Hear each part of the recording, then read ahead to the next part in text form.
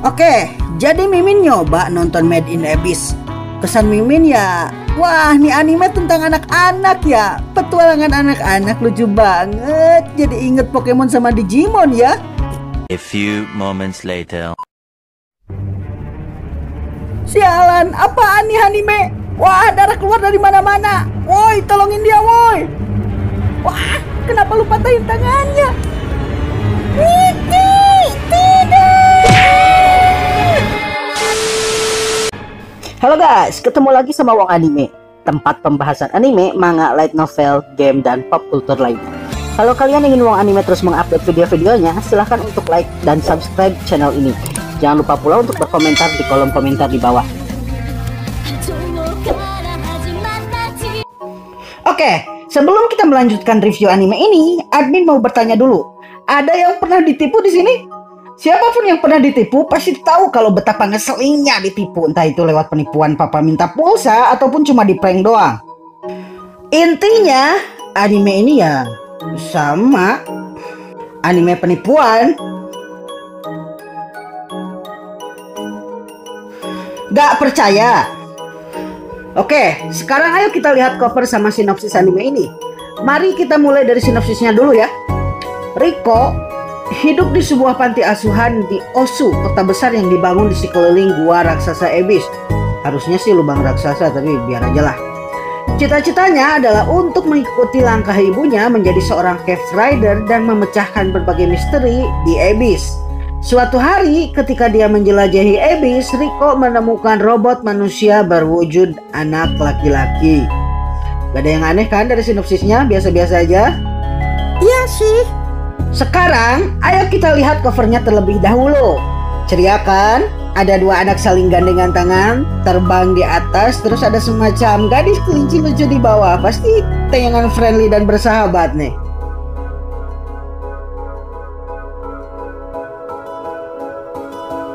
Oke, lihat cover yang kedua. Itu ada ular gede di belakang itu. Mereka lagi dikejar ya. Biarin, paling sama kayak Arbok di Pokemon, gak usah takut.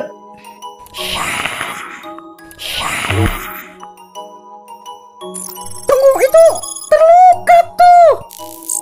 Biarin, luka dikit.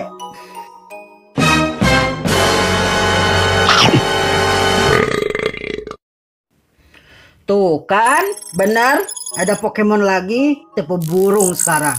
Lagi nyedot apa tuh? Kok merah?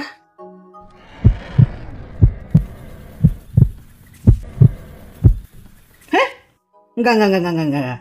Itu pasti cuma adegan yang nunjukin kalau ini shonen nih. Enggak. Tuh kan, ada fight-nya. Pasti anime shonen nih. Sialan, apaan nih anime? Wah, darah keluar dari mana-mana. Woi, tolongin dia, woi.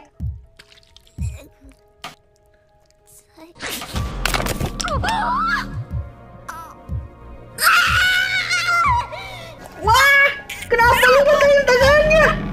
Mati, tidak.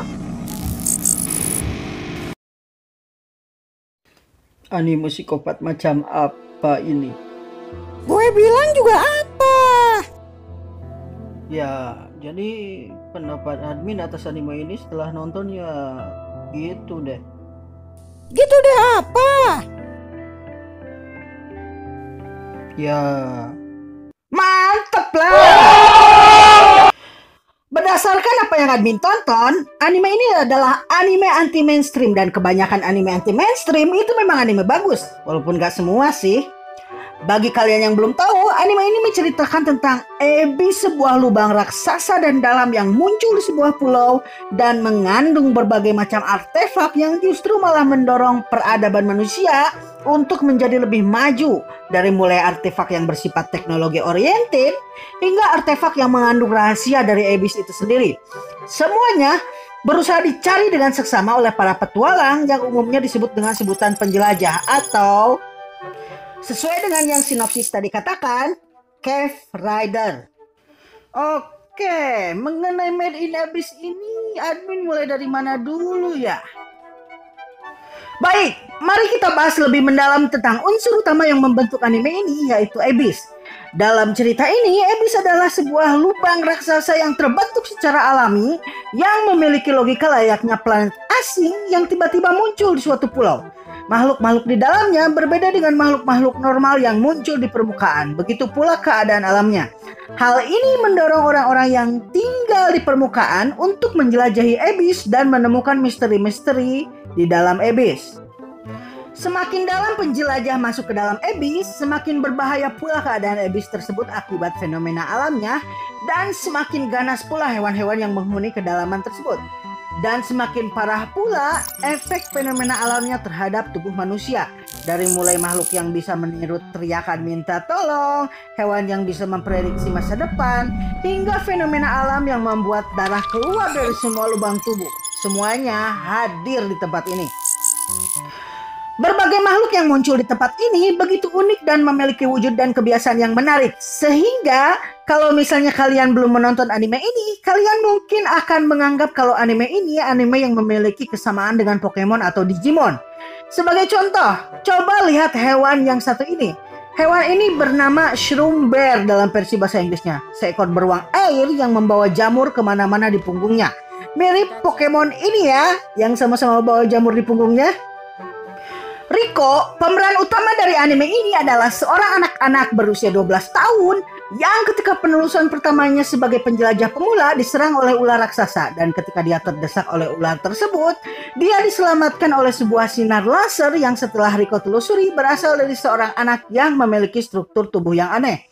Anak tersebut memiliki tubuh seperti anak-anak manusia pada umumnya. Sifat manusia dan metabolisme manusia, namun memiliki modifikasi-modifikasi khusus layaknya sebuah robot. Yaps, betul sekali. Anak ini adalah cyborg, dan ketika dia bangun dalam keadaan hilang ingatan, tidak mengingat apapun kecuali suatu petunjuk yang menunjukkan kalau dia berasal dari kedalaman Abyss. Rico yang sejak awal memiliki jiwa petualang dan ingin menjadi penjelajah hebat seperti ibunya, ingin langsung memasuki tingkat dasar Abyss yang paling berbahaya setelah dia menemukan pesan dari ibunya yang berasal dari kedalaman tersebut. Dan bersama dengan Reg si cyborg, dia bertualang memasuki Abyss dengan berbagai macam bahaya yang menghampiri mereka satu persatu. Ada beberapa hal yang menjadikan admin sebagai penikmat anime menyukai anime ini dan menganggapnya berbeda dengan anime-anime lainnya. Pertama, di animasi. Berbeda dengan anime-anime lain yang dihancurkan CGI seperti misalnya Gate, Golden Kamuy, dan Shield Hero, anime ini terus berpegang teguh dengan animasi murni dalam setiap episodenya. Bahkan jikapun ada unsur CGI di dalamnya, unsur ini terlihat begitu halus dan tidak menonjol sehingga tidak terkesan menghancurkan animasinya secara keseluruhan. Kudos buat Kinemacy yang berhasil bikin animasinya begitu detail dan berdampak, walaupun admin gak ngerti kenapa mereka gak melakukan hal yang sama pada anime Shield Hero. Dalam beberapa scene tertentu, animasi-animasinya mengingatkan admin pada anime-anime Ghibli yang kita tahu kalau bicara animasi dalam film dan adegan-adegan yang detail, anime-anime buatan Ghibli adalah anime yang tiada duanya. Storytellingnya yang menipu kita mampu membuat perasaan kita teraduk-aduk dengan perasaan yang bercampur-campur. Awalnya kita mungkin akan merasa santai ketika menonton anime ini dan merasa kalau anime ini hanya anime anak-anak biasa. Di bagian selanjutnya kita mungkin akan merasa agak kesal di awal karena anime ini tidak sesuai dengan dugaan kita terlepas dari art style dan animasinya yang indah. Di tengah cerita kita akan berteriak dengan keras dengan adegan-adegan berdarah-darah yang membuat kita histeris. Dan di akhir anime, kita menangis sejadi-jadinya ketika menonton nasib para tokoh-tokoh di anime ini yang membuat hati kita terenyuh dan air mata kita mengalir. Pada akhirnya, anime ini mampu menipu kita dengan kesan awal mereka dan pada akhirnya menambahkan kesan-kesan lain di kepala kita bahwa anime ini sesungguhnya bukanlah anime biasa. Perubahan alur-alur di anime ini sungguh tidak terduga sama sekali. Ketika kita menganggap kalau anime ini hanya anime petualangan anak-anak biasa, di pertengahan cerita anime ini berubah menjadi anime shonen dengan pertarungan-pertarungan di dalamnya. Ketika kita menganggap anime ini anime shonen tulen, di akhir cerita anime ini berubah genre menjadi dark fantasy dengan unsur yang lebih ke anime seinen atau dewasa, dengan alur cerita yang gelap yang mengingatkan kita bahwa walaupun ini anime bergenre fantasi, anime ini menceritakan bahwa realita dan kenyataan tidak selalu sesuai dengan apa yang kita inginkan. Namun dari semua itu, yang bikin admin terbawa ke dalam storytellingnya yang menyentuh adalah bagaimana soundtracknya mampu membawa kita masuk ke kedalaman abyss dan membuat kita terhanyut akan alur cerita dari anime ini. Kevin Penkins yang meramu aransemen dari soundtrack dari anime ini berhasil membuat feeling dari orang yang menonton ikut terbawa ke dalam rasa sedih, histeria, dan rasa damai dari suasana-suasana yang diiringi oleh soundtrack yang dia ciptakan. Kalau kalian gak tahu siapa Kevin Penkins itu, nih orangnya. Dialah yang bikin sebagian soundtrack dari Shield Hero, dari Tower of God, dan bahkan pernah kolaborasi sama Nobuo Uematsu. Itu tuh yang bikin soundtracknya Final Fantasy dari yang awal sampai yang akhir. Bahkan rumornya karyanya dinominasikan di BAFTA yang dikenal sebagai British Academy Award atau Oscar-nya Inggris. Ya, mungkin tim songnya gak bikin kalian joget-joget kayak ending Naruto yang satu ini.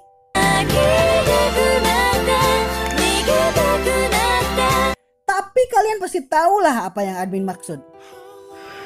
Kalau kalian gak percaya testimoni admin, dan kalau kalian masih gak percaya kalau Made in Abyss itu anime bagus, silahkan lihat testimoni dari Hideo Kojima. Yang kalau kalian belum tahu, dia adalah pencipta game-game klasik seperti Metal Gear, Silent Hill, dan Death Stranding yang sayangnya yang terakhir gak terlalu laku. Dia maraton anime ini dalam 2 hari, padahal kita tahu betapa sibuknya dia sebagai direktur pembuat game-game Konami. Dan saking hype-nya dia atas anime ini, setelah dia menyelesaikan menonton anime ini, dia langsung membeli semua volume manganya hari itu juga. Gimana? Tertarik buat menonton?